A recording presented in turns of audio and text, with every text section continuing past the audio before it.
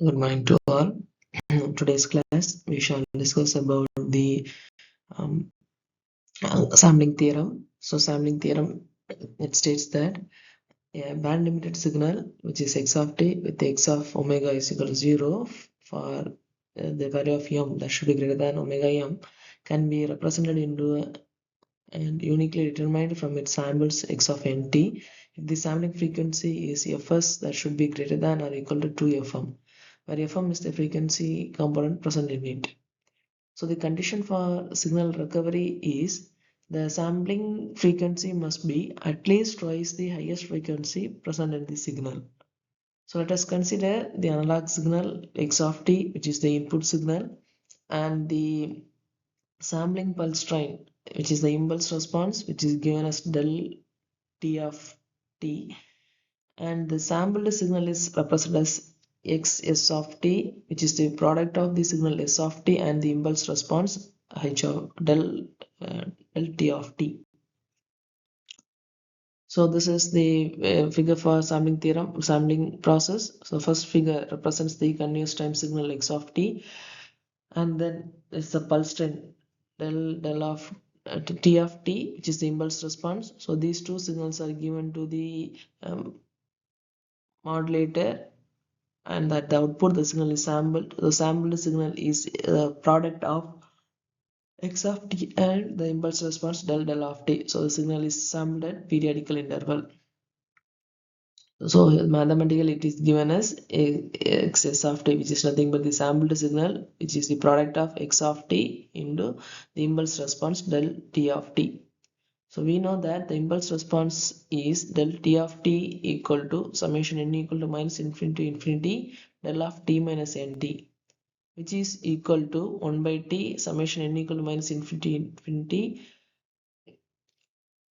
e power jn and omega and zt. So which can, by using this in the first equation, the sampled signal x s of t can be represented as x of t into the impulse response of del of t.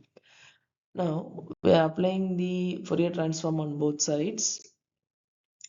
While applying the Fourier transform, the signal in time domain is converted into frequency domain. Therefore, x of omega, which is equal to 1 by 2 into summation n equal to minus infinity to infinity f of x of t into e power j n omega st.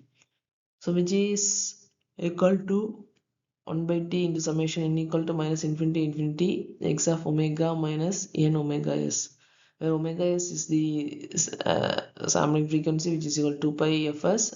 Therefore, this is equal to 2 pi by t, where x of omega is equal to 1 by t. Substituting this into the above equation, x of omega is equal to 1 by t into summation n equal to minus infinity infinity x of omega minus 2 pi n by t. Therefore, x of f is equal to fs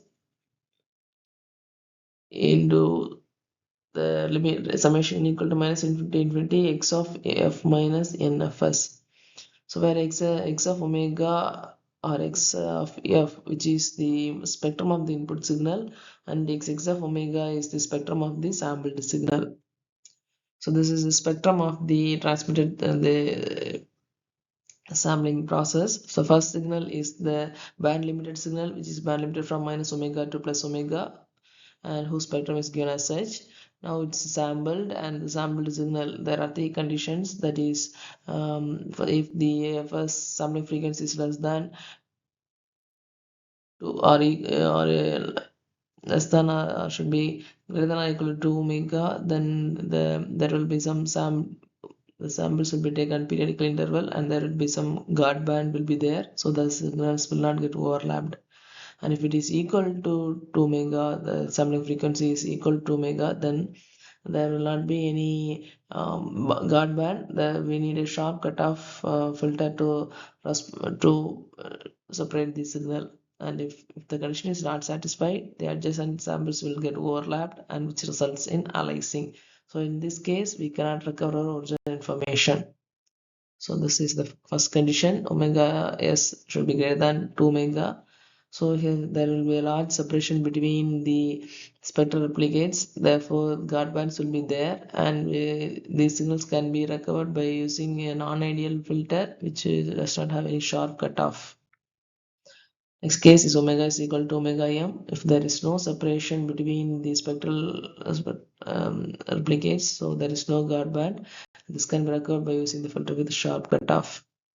And next, if omega is less than 2 omega, in this case, the signals are get overlapped and which results in distortion, which is known as aliasing.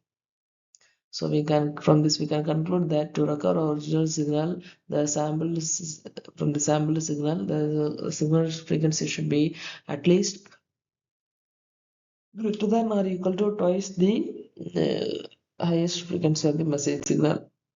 So for signal recovery, omega s minus omega m, that is fs should be greater than or equal to 2 fm, by which aliasing can be avoided.